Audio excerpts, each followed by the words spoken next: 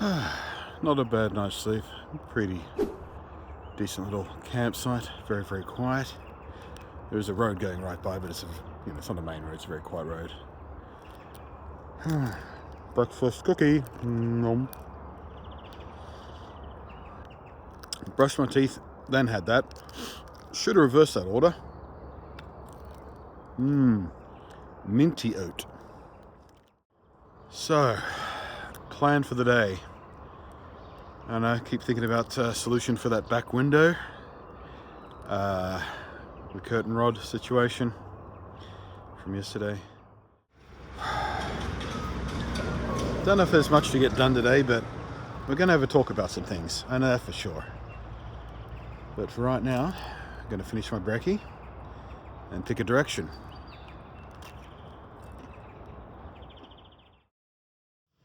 Alright, there we go. Get the old solar panel set up for another day.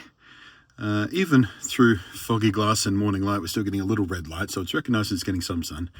I did test this last night with powering the laptop, the 2020 M1 MacBook Air, and it will power the laptop.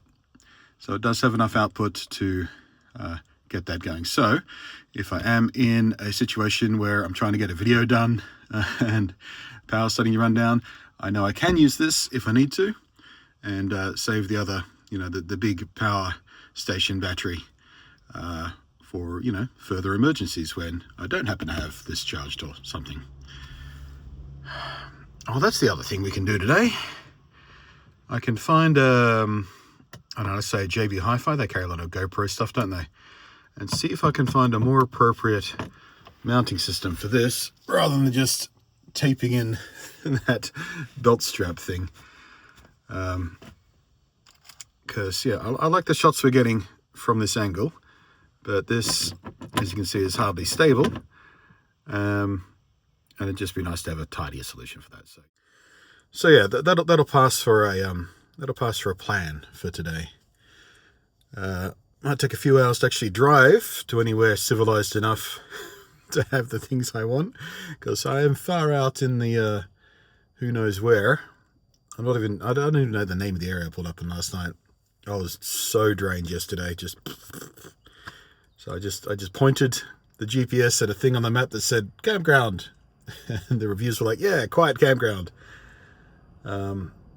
Also, another reason I need to find a shopping center or something is there are no toilets in this campground. It's just a place with some flat ground next to a river. It's been marked off for, you're not going to get in trouble for camping here. There are no facilities. There's no water. There's no toilets. Nothing. There is a makeshift fire pit over there with a very rusty tin can in it, but that's about as sophisticated as this campsite gets. I wonder what that used to be.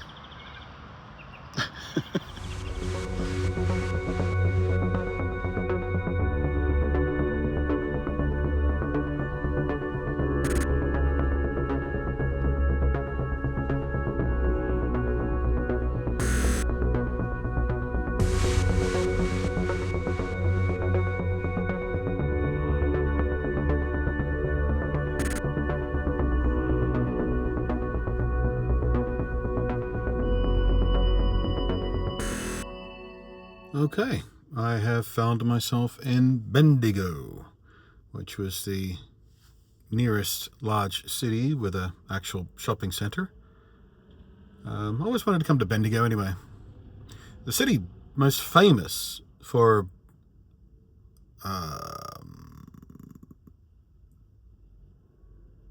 there's a nationwide bank named after it. Probably started here.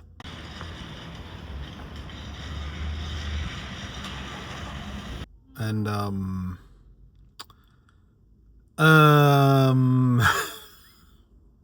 know nothing about Bendigo. I should Google it.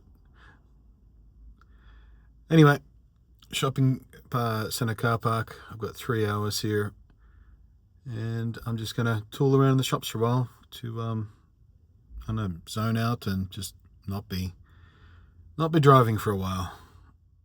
Oh, also, I mustn't forget, I do have a mission.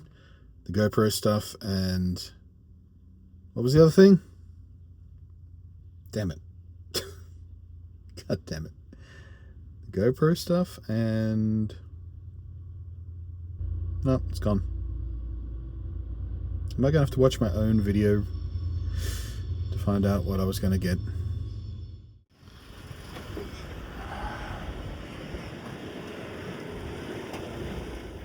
I remember one of the other things I wanted to do. Poop. Pooping achieved.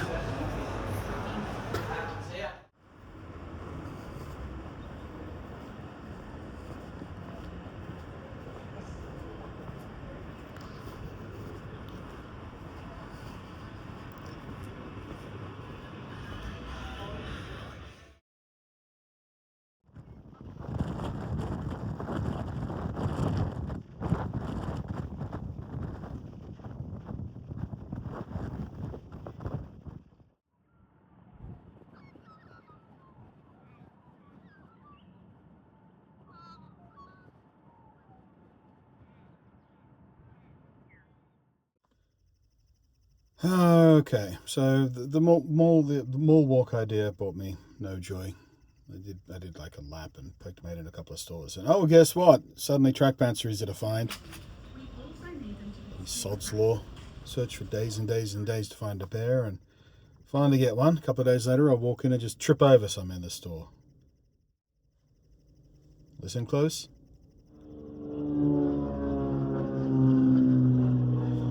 So I'm in Bendigo. Wait, I said that earlier, didn't I? Specifically, I'm now sitting just outside the Bendigo airport. Not an international airport, just, regional airport.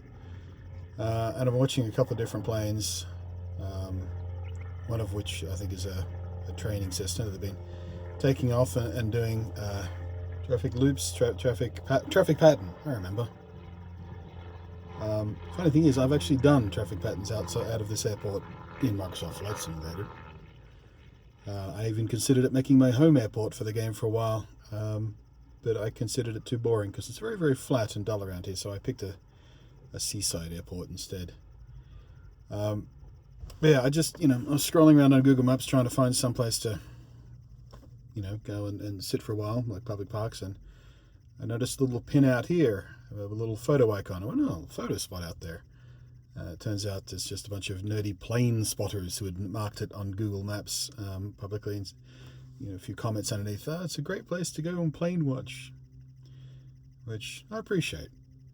Train spotters, I never really got train spotters. Plane spotters, though, I feel like there's more variety and interest in that, and because they're not just chugging along on rails. I mean, yeah, different types of trains. I'm not that kind of autistic. I've never been the train autistic. I'm not really the plane autistic either, but I do enjoy Microsoft Flight Simulator, or at least I used to. And then the latest version came out, it was all kinds of broken. I got really pissy about it. Haven't played it since a couple of weeks after launch. Apparently it's still broken. I'm still getting comments on the last video I made where it's like, no, I give up. I'm going to play this until they fix it. It's way too broken, and I still get comments. Like every week there's a couple of new comments at least. Nope, still broken. Still broken. Anyway, I've been chilling out here for probably an hour already. Just watching planes do the traffic patterns. I reckon at least one or two of these guys are pilots in training. The other one may be getting certified on the different type of plane. I don't know. No point in speculating. Point is, I was going to record this outside and have a nice view of the airport behind me and stuff, but it's really, really windy out here, which is probably why they're doing the training today, because there's a nice strong crosswind. You can see them come in and whoa, whoa, whoa, whoa. Didn't get much good footage though, because I can't be bothered unpacking the real camera and a long lens and whatnot. So I've got some B-roll for you, but it's all. Well, that guy's definitely a plane spotter. Just a very, very skinny, bad beard kind of guy. Just pulled up and big smile on his face. Oh, I'm gonna watch the planes. I'm that kind of autistic. What was I saying? Lost my train of thought. Right, I got some iPhone footage and maximum digital zoom, so it looks kind of crappy, but it's fun. Something to show you while we waffle. So let's have a talk. I've I've been homeless for a week now and living out of the van. And a lot of you have been responding to those videos saying, oh, it's and I know it's a hard thing you're going through, and it's nice to see you happy and chipper and making jokes and smiling again, and looks like it's been good for you, I don't know, it's a bad circumstance, but silver lining, it looks like it's been good for you. You look happier and healthier. That's not how bipolar works, guys. The life change and being outdoors more, or getting some travel in, that didn't fix me. What I've been going through for the last about 5 days really is a hypomanic episode. So there's two types of bipolar. Bipolar type 1, bipolar type 2. Bipolar type 1, people go hyper and depressive. And the hyper is they just, it's pretty extreme. And a lot of people get themselves in a lot of trouble, huge risk-taking behaviors, and everything from just getting really slutty, or just spending all their money, or just all kinds of risky lifestyle things. And this the filter, the ability, the impulse control is whoosh, straight out the window, and that's really disruptive. I have type 2, which means my depression hits like a cinder block fired out of a railgun, as you would have seen go back a couple of weeks and see those videos where I was just about to be homeless. That was very, very low. But I don't really get manic. I do occasionally get hypomanic, which means undermanic. Hypothermia, under temperature, hypomanic, which is not as extreme. I don't tend to be a big, risk taker or anything, and suddenly buy stuff. Well, I do kind of occasionally buy stuff I don't need, but there is some impulse control going on there. For me, though, it just generally lifts the mood up above what would be average for me. So I get a little more excitable. I get a little more chatty. I will giggle. And that happened to me the other three days ago. I was just driving along, and a thought occurred to my head. Oh, I could just swerve into traffic. And I went, oh shit. I wasn't going to, but just for a second that thought entered my mind, and I was like, oh. So I started monitoring how I was reacting to stuff, and I was in a hypomanic episode. They don't tend to last very long for me, and they're very few and far between. I get far more depressive episodes than I ever do hypomanic episodes. But once, maybe twice a year I'll get hypomanic, maybe up to 4 or 5 times on a sort of big year, I guess. But that's what was happening. That's why it seemed like I was extra energetic and enjoying things more, and it wasn't triggered by the van life. It wasn't triggered by the life change. It just happened to be coincidental. You can't control these things. That's the problem. That's why it's a medical condition and not just a behavioral quirk. I can't control when hypomania strikes. I can't control when it goes. I can't control when the depression happens. And I definitely can't control getting rid of the depression just by going for a nice long walk, or having a good meal, or going out with friends. We've talked about this in previous videos. It's not a medical condition that can be fixed with behavioral changes, like lifestyle changes. Believe me, I've been diagnosed with this for coming up on 21 years. In late October, it will be 21 years since I was officially diagnosed with both bipolar and autism, for that matter. But I had them, I had autism pretty much all my life, and the bipolar started to rear its head, looking back in hindsight, started to rear its head in, my mid-teens, about 14 or so. I started to, when you look back, you can see the patterns and go, oh, shit. And believe me, I've tried all the things. I've tried, all the standard things people say, going out more, getting more exercise. There was a time there where I spent 2 years really dedicated, going for a like a 2 or 3 hour walk every single day, and I would take my camera with me as motivation for doing that. I'd go on my daily photo walks, and I would wind up sharing some of that on socials, and even here on YouTube when I was doing reviews for cameras and lenses. And And I was tracking how often I would, get into a depression and whatnot, and the rhythm didn't change. I then spent 6 months doing a keto diet, which is a very restricted diet with no carbs or anything. It's all proteins and fats and everything. I partially did that to drop some extra weight because I got a bad back, and the more weight I put on, the more difficult it gets to deal with that, which I really should be trying harder to drop some weight at the moment because I'm pretty heavy right now. But so people recommended that. Oh, go on this special diet and go on this special diet and don't eat this food and just cut out the carbs and do this and that. That fixed my cousin right up. My cousin had depression and changed his diet and it was happy.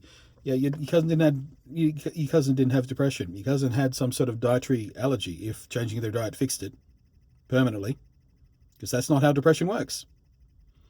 So they were misdiagnosed or they self-diagnosed incorrectly. So when I tell you, 20 years dealing with this, it's been miserable. It's hard. It's really, really hard. So of course I've tried the things.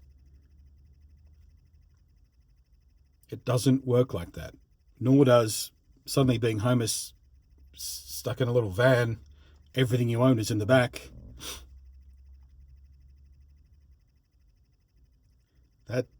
That's not a life change that triggers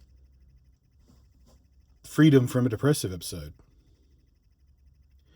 And if you're watching these vlogs continuously, you would have seen in the last, certainly yesterday's, maybe you saw a glimmer of it in the one before, and certainly today, now that I'm pointing it out, I am coming off the back of that hypomanic episode and getting really, really scared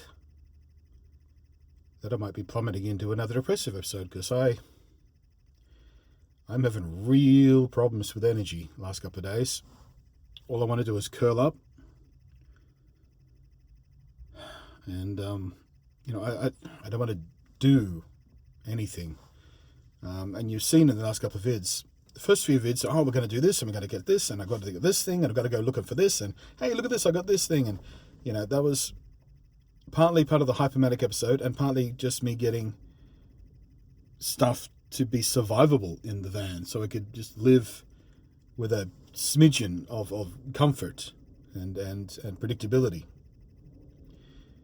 And there's less of that to do now. There's still a few things I want to get done just to increase, comfort and safety and things like that. But it's not that I'm running out of things to keep me busy. It's I don't want to do things because I just don't have the energy and will and drive.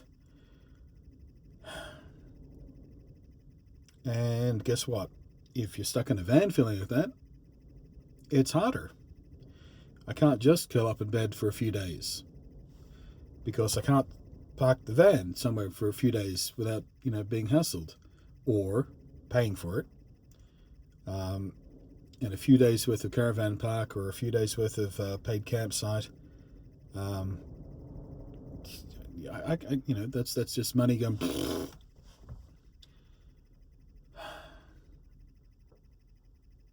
So, I appreciate you guys going, it's nice to see you happy. It's nice to see you smiling. It's nice to see you joking. It's really important for me to get you to understand that that's not the full reality. This is not fun. This is not, hooray, adventure. This is involuntary homelessness caused by, well, in part financial stuff, because YouTube's just not what it was for people like me who make content like I make.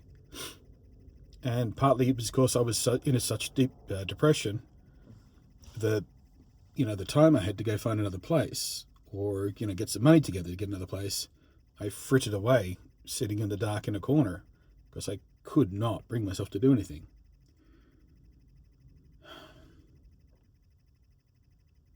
So, this is not a choice I'm making, and it is my fault,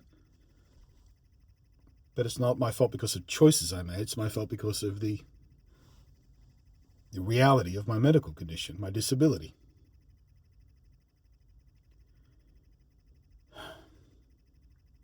So I'm sorry if you've been really enjoying these daily vlogs to just sort of chill out to, and we got all serious now. But I really need you. I'm getting a little frustrated with some of the comments. Like, not all the comments saying, "Oh, it's nice to see you laugh," but some of the comments have this kind of undertone of, "See, told you, all you needed to do was change your life up a bit and depression would go away." It's got just that little tinge to it, that little passive-aggressive tinge to it. Maybe some of you didn't mean it that way, but that's how it felt. So I'm not telling you not to leave that kind of comment, because it's nice to say, "Hey, I see you're happy. I'm happy that you're happy." That's a nice thing.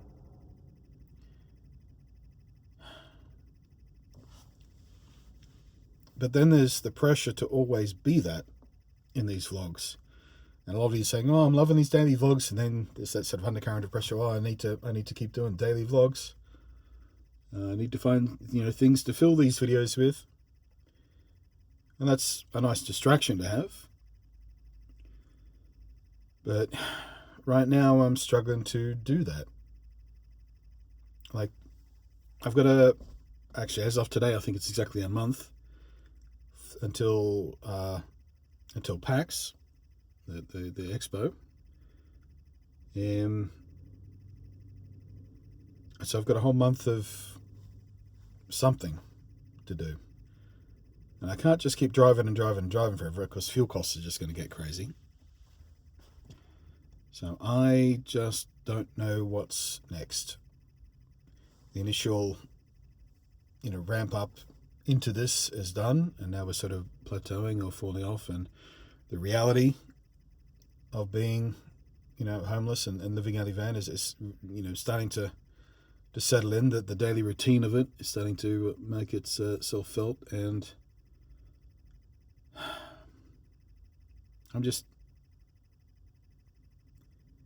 I'm finding it upsetting. And I'm finding it extra upsetting because when you are coming off the back of a hypomanic episode, or even heading into another depressive swing, and please God, let it not be as deep as the last one, but you don't have the emotional filtering. You don't have the ability to regulate your emotions. So it gets hard not to let it overwhelm you. So, that's where I'm at with that.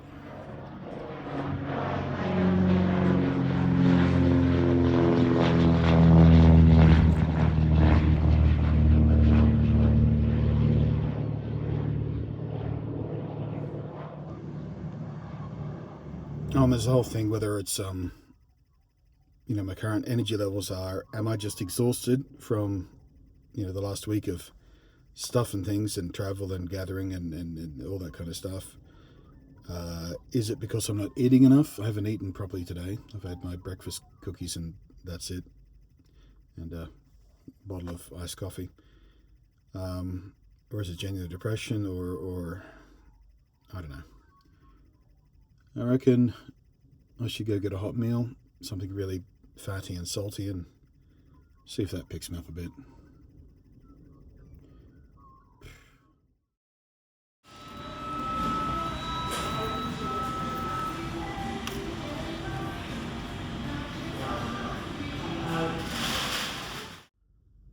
Well, a hot meal made me feel slightly better, I guess. Chips were extremely salty. And didn't those KFC wraps used to be good? I swear they used to be good. I used to order them quite frequently. But that was not good. That was just not good.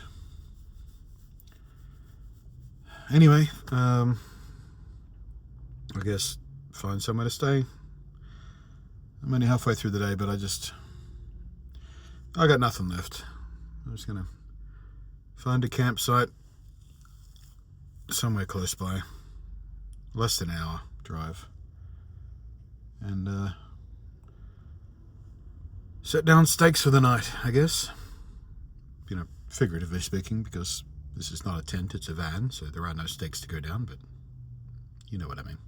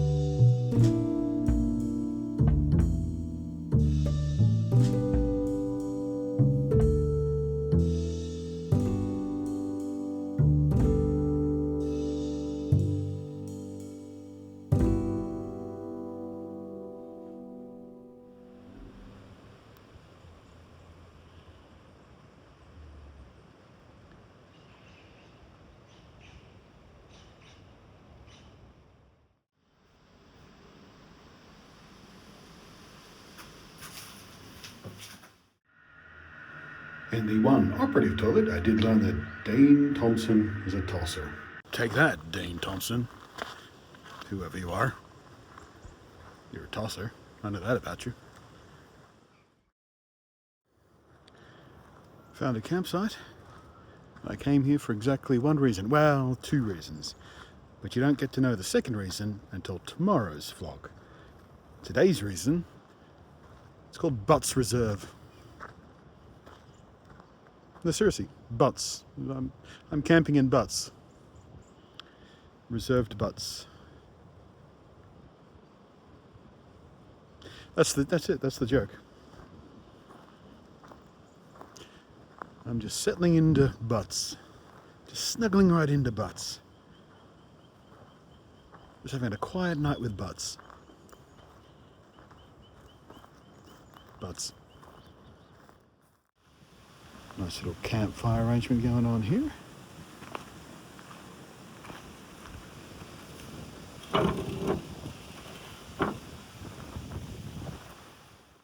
Been a very overcast day today, so we only got 25% charge, even though it's been sitting on the dash of the car open to the sky pretty much for the last 5 hours or so. So yeah, bright direct sunlight, pretty important for solar panels. Overcast day is not going to do it. That's fine. I have other options. This is not the only option I have. That's why I have this though. So when I can use it, it saves me my other options. I have done 1,540.5 kilometers since leaving Sydney. Whoopsie-doodle. Sitting here editing the vlog. Forgot to remember that I forgot to record an outro. So this is the outro. Thank you, as always, to everyone who's been so supportive. Making sure you thumb, making sure you comment, and of course, extra thank you to those of you who've been directly supportive in the form of the PayPal link, in the form of the Patreon, in the form of Super Chats. There's only so many different ways I can phrase it at the end of these videos, so if it starts sounding samey, don't mistake that for insincere. That's the autistic, rehearsed statement of generosity, I think, happening there. Yeah, that sound, you know, that particular phrasing of words sounds like a normal statement of gratitude. Let's say those words in that order. But what the hell was that?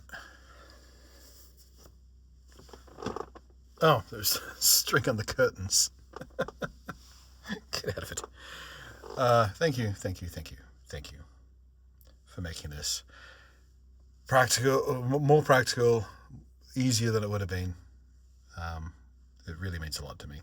Thank you so much. So, I'll finish up the video and I'll see you in the next one.